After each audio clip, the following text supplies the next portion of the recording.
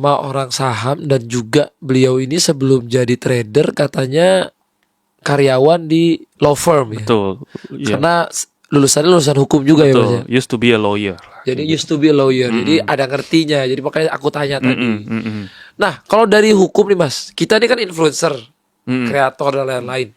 Boleh nggak sih sebenarnya influencer itu tiba-tiba posting, aku mau guys bagus nggak ya aku beli ini, posting gitu di story, atau ya kan nggak tahu ya kemarin tuh, wah aku lagi belajar saham nih guys, aku posting gitu. Boleh nggak sih sebenarnya gitu? Sebenarnya tuh nggak ada masalahnya sih kayak gitu. Oh, oke. Yang mungkin ada masalah, kalau Indo itu hukumnya kita kan agak keterlambat gitu ya kan. Kita kan adopsi dari Belanda, adopsi lah gitu. Kita adopsi dan tidak ada adaptasi. Adopsi dan tidak adaptasi. Iya, jadi kita itu sering banget ketika ada problem baru dipikirin peraturannya gimana. Sedangkan kalau yang luar itu sebelum ada problemnya mereka udah bisa ngancang-ngancang memikirkan, wah yang mana boleh, yang mana nggak boleh. Jadi kalau di Indo ya kekurangannya mungkin seperti itu, makanya banyak abu-abunya. Sampai apa? Sampai ada kegaduhan. Kayak maksudnya netizen atau masyarakatnya teriak gitu, wah saya diginiin, saya digituin gitu kan. Baru peraturannya nyusul. Nah, telat. Iya, cenderung lebih telat, unfortunately. Karena sebenarnya juga, apakah kreatornya salah? Ya, abu-abu juga. Karena kan dia nggak dikasih tahu yang mana boleh, yang mana nggak boleh. Iya. Jadi dia nganggap ya semuanya boleh. Karena hukum kan kayak gitu. Semuanya boleh sampai dianggap nggak boleh. Oke. Nah, makanya ditabrak aja, abu-abu. Ketika ada masalah, baru orang teriak, baru kena, baru diusut. Nah, jadi ya kalau ditanya apakah ini boleh atau nggak boleh, ya selagi nggak ada peraturan tulis strictly nggak boleh, ya boleh sebenarnya. Oke. Gitu. Jadi even kayak influencer jadi brand ambassadornya kayak misalnya Bibit, Stockbit, Trimegah atau apapun itu juga boleh ya? Boleh kayak gitu. Itu kan dia tinggal tulis dia paid kan gitu. Emang dia secara terang-terangan ya kita kerjasama kayak gitu.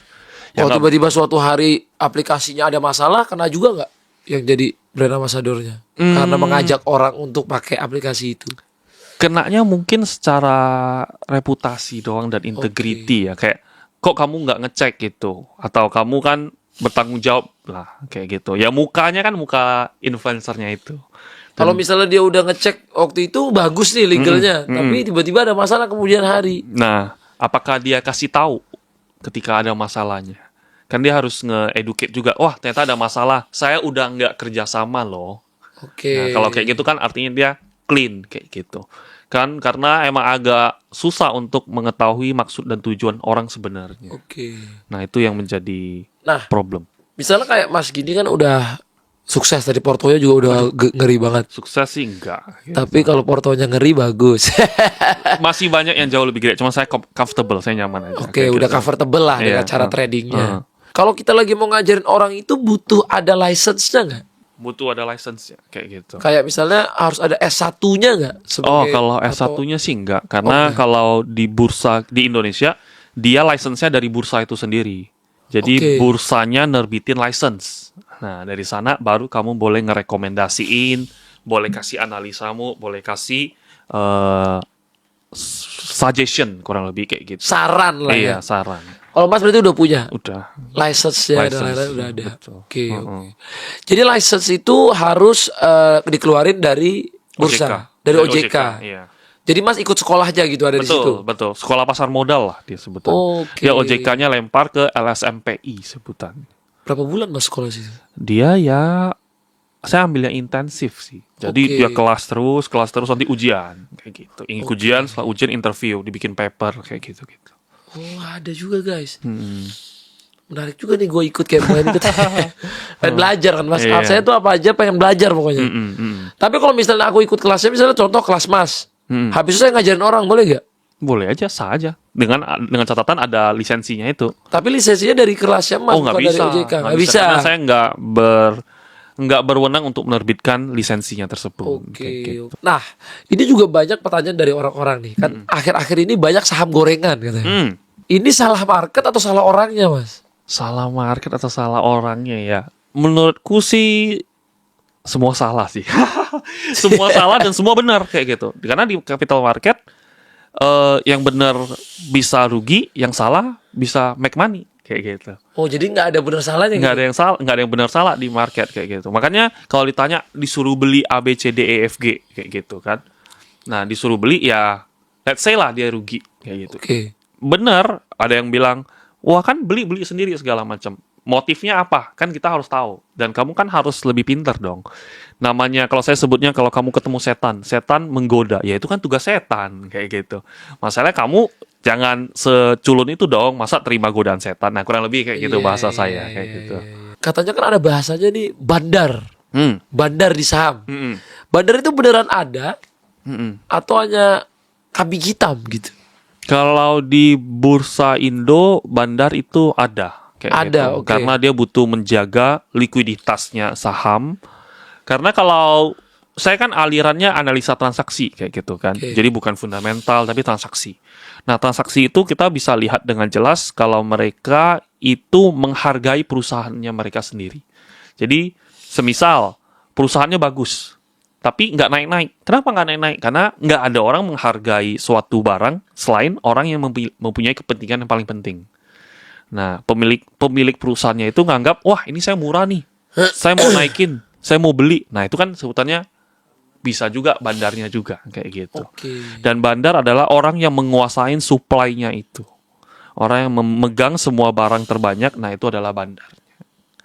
Dan mendapatkan mandat dari emitennya itu sendiri. Jadi bandar itu ya beneran ada. Kayak gitu. Oke. Tapi boleh kan itu ada? Atau nggak boleh sebenarnya? Kalau di Indo berdasarkan peraturan sih nggak boleh. Tapi sekarang lagi dibentuk peraturan yang saya dengar udah 1 tahun 2 tahun ini dibentuk legali. Gimana sih? Apa sih bandar definisinya? Apa sih market maker? Nah itu lagi berusaha dibuat sama bursa kita. Kayak gitu. Nah, kalau misalnya sebagai influencer saham nih, Mm-mm. kadang-kadang kan dia menunjukkan hasil kesuksesannya. Ya kalau ada yang menganggapnya itu flexing, ada yang menganggapnya itu motivasi. Mm-mm. Dan misalnya tiba-tiba orang ikut trading. Mm-mm. Nah, habis itu dia nyangkut Mm-mm. orang ini. Yang salah siapa nih, Mas? Yang salah ya, yang salah mungkin ya semuanya main peran tertentu ya. Oke. Karena ya satu berperan apa? Satu berperan marketing. Oke. Nah, ya marketing ya satunya lagi ya bermimpi over expectation juga gitu. Over promising and over expectation. Jadi dua-duanya ada play part-nya gitu. Oke. Jadi ya dua-duanya salah menurut saya kayak gitu. Oke. Kadang-kadang tiba-tiba nih, Mas, ada saham lagi hijau. Tiba-tiba anjlok langsung drop lah.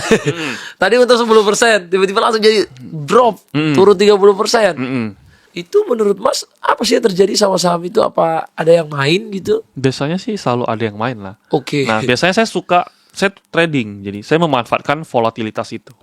Karena volatilitas adalah yang ku cari. Kalau nggak ada volatilitas saya nggak bisa hidup kayak gitu. Nah, kan dia drop udah plus, misalnya plus 5, tiba-tiba drop minus 10. Nah, tiba-tiba kan nanti hijau lagi jadi plus 2%. Itu kan ada spread. Nah, biasanya saya main spreadnya di kayak gitu. Oke. Nah, di Indonesia ini kan masih banyak orang yang kerja bahkan di bawah gaji UMR. Oke, kalau yang beruntung bisa digaji UMR ataupun di atasnya sedikit. Menurut Mas, di angka berapa sih yang pantas untuk banyak orang ini bisa ikut main saham gitu? Kalau main saham ya, mungkin bahasanya either investasi saham atau trading saham kayaknya gitu. Oke. Nah, kalau untuk investasi ya sebenarnya waktu yang terbaik untuk mulai ya kemarin sama hari ini kayak gitu. Jadi kalau investasi ya mulai secepatnya lah. Tapi kalau untuk trading saham mungkin itu kan menjadi profesi. Nah, kalau trading saham di Indo itu nggak dianggap profesi. Kalau profesi ini yang butuh modal. Dan modal yang cukup adalah kamu menghitung biaya hidup kamu kayak gitu. Misal biaya hidup per bulan 3 juta. Oke. Modal- Dari gaji misalnya gaji 5 juta. Biaya hidup 3 juta. Biaya hidup 3 juta, ada 2 juta. Oke, ada 2 juta gitu kan. 2 juta kamu berharap bisa dapat untung 3 juta kan nggak masuk akal kayak gitu. Gak mungkin. Ya, Mungkin, cuman ya persentase berhasilnya mungkin kecil. itu pun mungkin di dalam mimpi aja. Kayaknya nggak mungkin kayak gitu. Apalagi nggak punya keahlian. Ya kan? Nah, kalaupun mungkin bulan ini, mungkin bulan depan, tapi bulan ketiganya habis semua juga. Jadi buat apa? What for? Kayak gitu. Jadi kalau jawabannya adalah jawaban terbaiknya menurut saya sih adalah ya realistisnya berapa gitu. Misalnya kamu gaji 2 juta. Kamu gaji 2 juta, kamu gaji 5 juta, kamu spending monthly-nya 3 juta. Nah, terus kemudian kamu ada duit lah 100 juta misalnya, total tabungannya. Untuk 100 juta, dapat 3 juta mungkin nggak? Cukup mungkin, kayak gitu. Nah, makanya dari itu baru realistis. Tapi kalau misalnya tabungannya 10 juta, tapi mau dapat 3 juta per bulan kan itu cenderung lebih berat. Dan trading itu susah, karena trading itu facing uncertainty. Kita kan banyak ketidakpastiannya. Dan ketidakpastian itu bisa bikin kamu rugi. Udah menghadapi ketidakpastian, dan kamu melawan kepastian. Kepastian apa? Kepastian per bulan kamu 3 juta. Nah, itu kan beban di dalam diri sendiri gitu. Makanya kalau trading itu bukan gampang-gampang susah, tapi susah-susah gampang. Kayak gitu.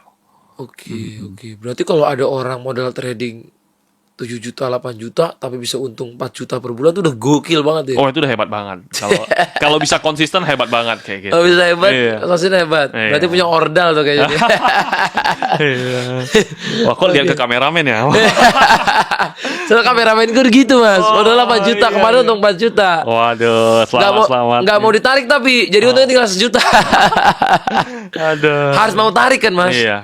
Ya waktunya udah. Karena greedy pengen, kayaknya bisa untung 8 juta lagi atau 10 juta.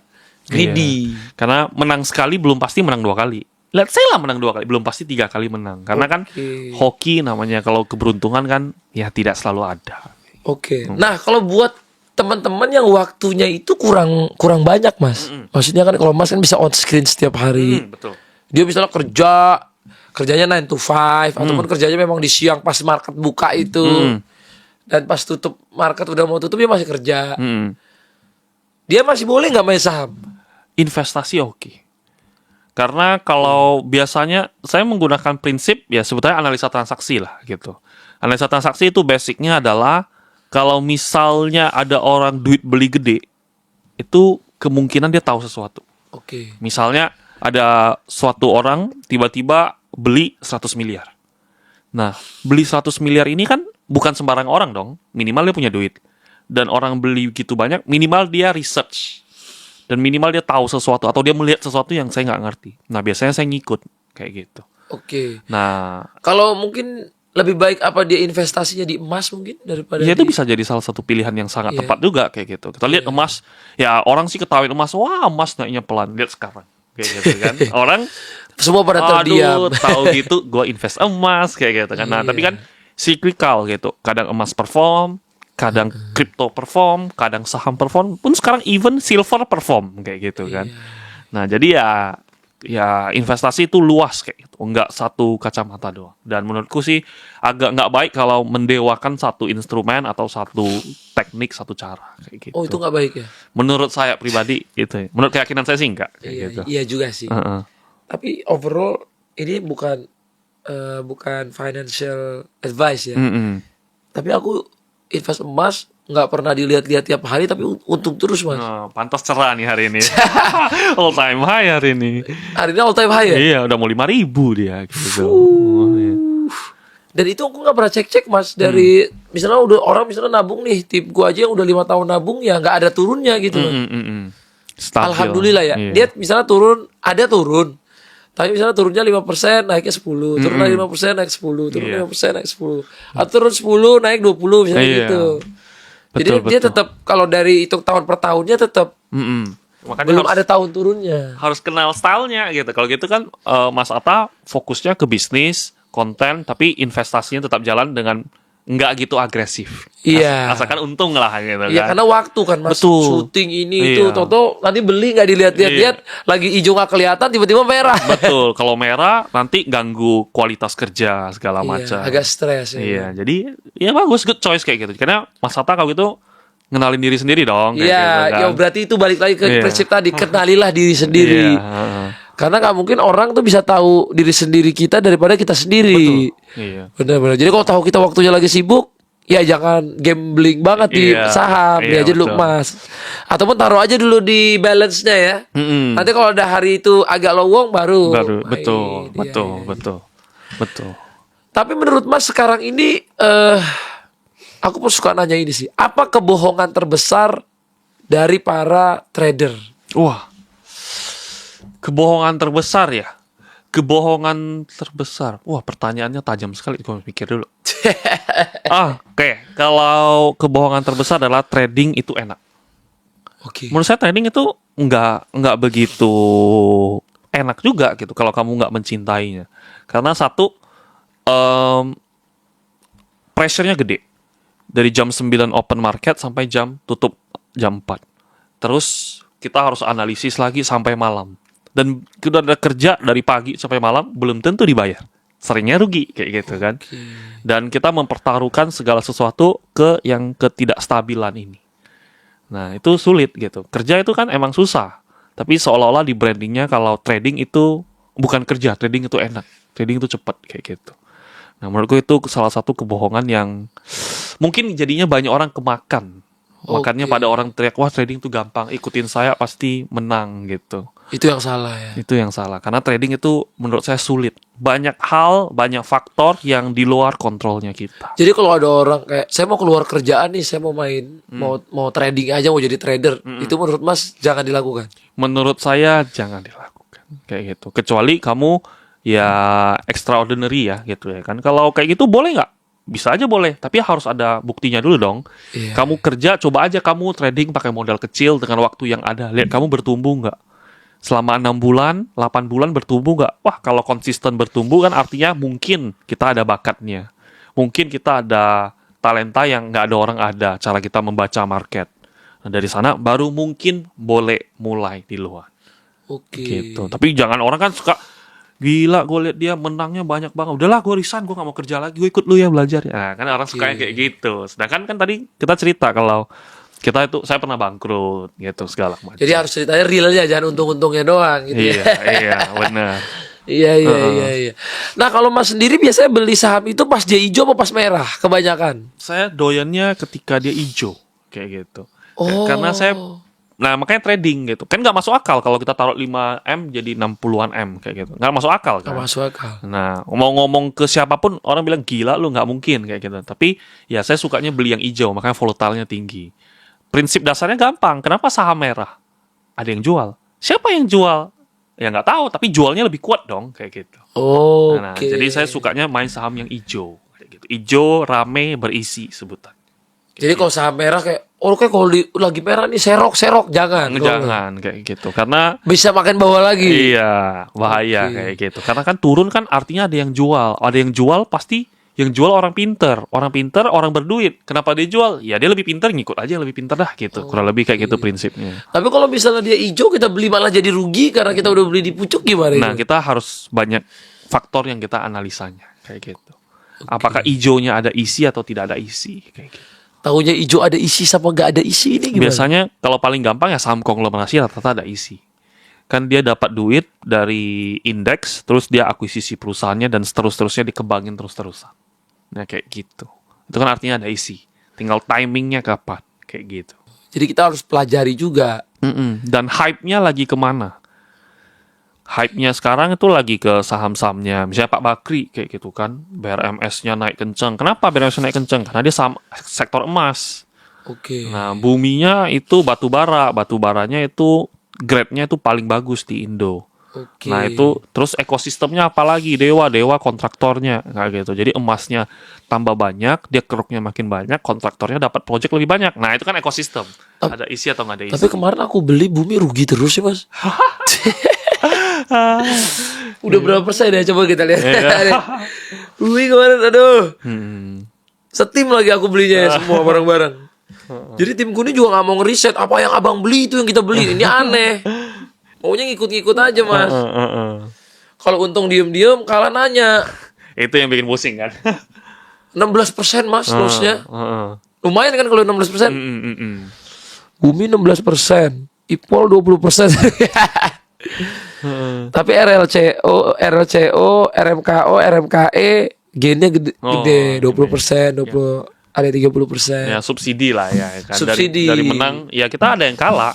Kalau kita trading banyak yang kalah juga, cuma kan kita kalahnya kecil, menangnya gede. Iya. Kalahnya Tapi tadi yang aku sebut-sebut tuh bukan financial advice ya guys ya. Iya. Jangan gara-gara aku tiba-tiba kamu beli, jangan. Ingat ya jangan. Iya. Karena aku juga pernah dengar orang itu belinya untung, aku beli malah rugi. Iya, Karena memang timing belinya mungkin lagi bagus, angkanya di bawah terus naik. betul. Capital market timing itu penting. Bener. Kemarin aja aku nggak sadar tuh Mas beli apa ya. Bel. Bel naik. Padahal tuh aku nggak tahu Mas, sama coba pelajarin beritanya apa ya. Terus dia usahanya apa ini kayaknya bagus sih. Bener-bener seriset sendiri itu tiba-tiba naik. Nah, jadi tapi kan sekarang suspend kan? Suspend. Iya, kalau Tahu udah sih, Mas? ya karena saya tiap hari kan pantengin kayak gitu. Oke. Saya kan itu emang kerjaan saya, emang saya harus tahu. Kalau saya nggak tahu malah saya yang parah kayak gitu. Nah, itu suspend, tunggu dia buka menurut saya udah boleh jualan. Iya, karena pengendalinya jualan. Jadi kalau habis suspend tuh malah jangan di hold lagi. Boleh masih hold, tapi ini masalahnya yang jual itu pengendalinya. Ibaratkan pemilik perusahaannya aja. Pemilik perusahaannya jual. Iya. Jadi drop lah dia. Jadi maksudnya kalau dia pede, soalnya dia nggak jual dong. Iya. Nah, kenapa dia jual? Jadi ini menjadi satu anomali. Jadi menurut saya kalau Mas Atta ada sih cenderung hati-hati. Mungkin bisa dipertimbangkan kayak gitu.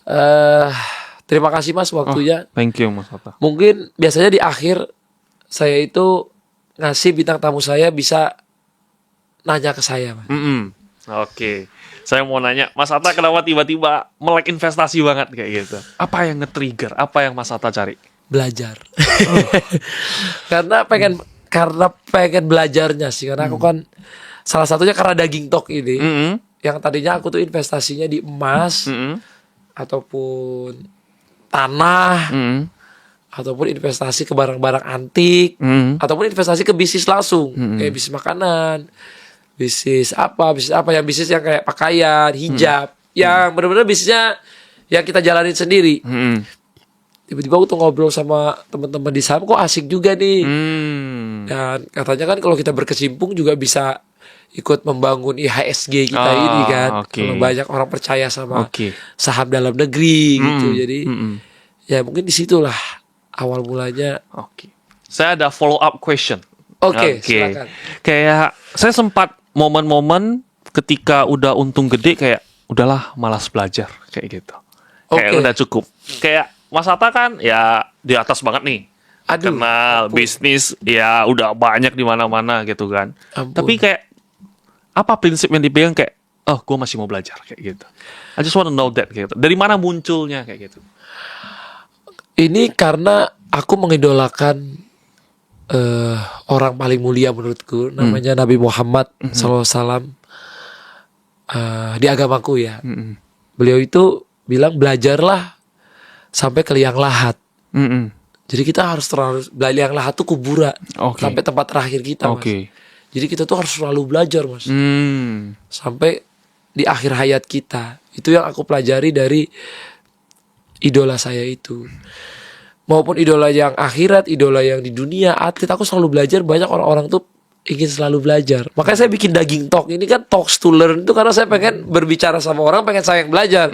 Terserah penontonnya suka atau enggak. Ikut enggak. Makanya saya di sini pengen ngeliatin saya lagi belajar. Kalau kamu nonton mau sambil belajar, terserah. Makanya kadang-kadang saya undang itu orang-orang yang menginspirasi, ataupun bisa jadi konglo, pengusaha makanan, pengusaha baju, pengusaha parfum, pengusaha saham dan lain-lain gitu. Dan aku tuh diajari juga sama banyak orang hebat di hidupku, katanya beribadahlah seperti kamu akan mati besok.